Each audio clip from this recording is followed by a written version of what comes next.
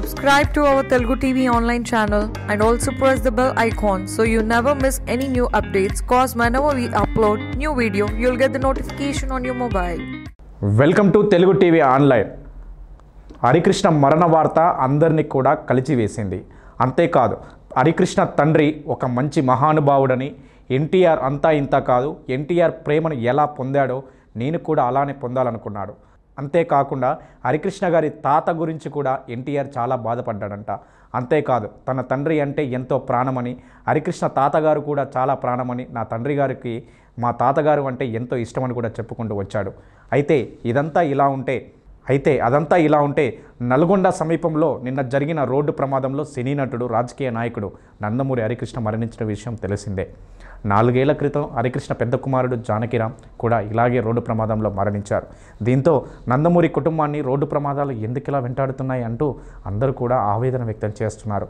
అయితే ఈ రోడ్డు ప్రమాదాలు ఎప్పుడు కాదు, ఎప్పటి నుండే నందమూరి కుటుంబాన్ని వెంటాడుతూనే ఉన్నాయి.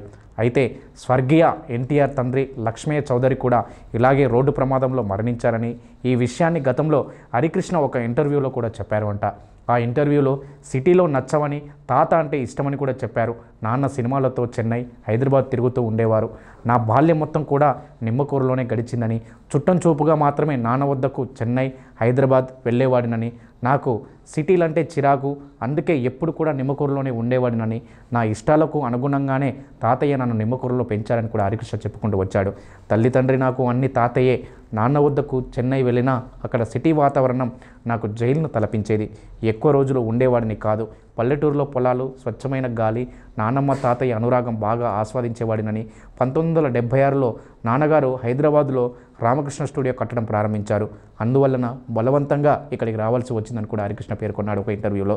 మొదట రానని మొండికేశాను. అప్పుడప్పుడు నువ్వు ఇక్కడ అన్నీ కూడా చూసుకుంటామని స్టూడియో కడుతున్నానని, నీకు తోడుగా తాతయ్య కూడా ఇక్కడికి వస్తారని కూడా నాన్నగారు చెప్పారని కూడా హరికృష్ణ గారు భావోద్వేగానికి గురయ్యారు ఒక ఇంటర్వ్యూలో. ఆ మాటతో అంగీకరించాక తాతయ్య ఒకసారి శంషాబాద్ సమీపంలో ఉన్న మా పొలాలు చూసి వస్తున్నారు. ఆ సమయంలోనే రాజేంద్రనగర్లో జరిగిన రోడ్డు ప్రమాదంలో మా తాతయ్య మరణించారు.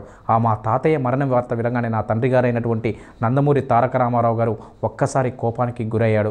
అంతేకాదు ఎక్కడైతే రోడ్ యాక్సిడెంట్ జరిగిందో ఆ పొలం నాకు వద్దంటూ, ఏ పొలం దగ్గర జరిగిందో ఆ పొలాన్ని నాకు ఇష్టం లేదంటూ కూడా నాన్నగారు 250 ఎకరాలు ఉన్న పొలంగా అమ్మేశారు అని హరికృష్ణ ఒక ఇంటర్వ్యూలో పేర్కొన్నారు. తల్లిదండ్రుల ప్రేమ యొక్క అనుభూతి, తండ్రి మీద ఉండేటువంటి ప్రేమను కూడా హరికృష్ణ ఒక ఇంటర్వ్యూలో ఈ విధంగా తెలియజేశాడు. మరిన్ని అప్డేట్స్ కోసం చూస్తూనే ఉండండి తెలుగు టీవీ ఆన్లైన్.